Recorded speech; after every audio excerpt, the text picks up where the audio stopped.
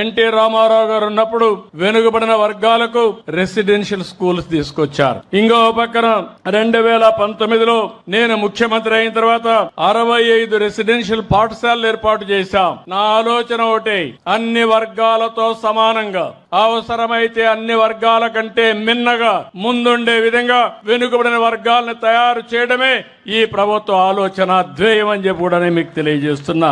108 BC residential schools ఉంటే 75 దాకా Telugu Desam party హయాంలో వచ్చాయి. మత్స్యకారు కుటుంబాలకి దగ్గర ఒక 9 రెసిడెన్షియల్ స్కూల్స్ పెట్టాం. కొన్ని స్కూల్స్ ఉంటే ఇవన్నీ కూడా జూనియర్ కాలేజీలుగా చేసి ముందుకు పోయే పరిస్థితి తీసుకొచ్చాం. వెనుకబడిన వర్గాల పిల్లల్లో మాణిక్యాలున్నారు. సరైన చేయూతిస్తే బ్రహ్మాండంగా రాణించే అవకాశాలుంటాయి.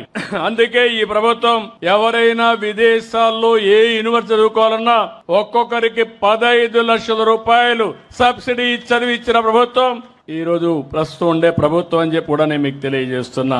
సివిల్స్ గాని రాష్ట్ర స్థాయిలో ఉండే గ్రూప్ 1 గాని ట్రైనింగ్ ఇవ్వడానికి కూడా ప్రత్యేకమైన శ్రద్ధ పెట్టాం. ఇంకో పక్కన మీరు చూస్తే 405 కోట్ల రూపాయలు సంక్షేమ హాస్టల్ కోసమే ఖర్చు పెడుతున్నాం. ఇంకో పక్క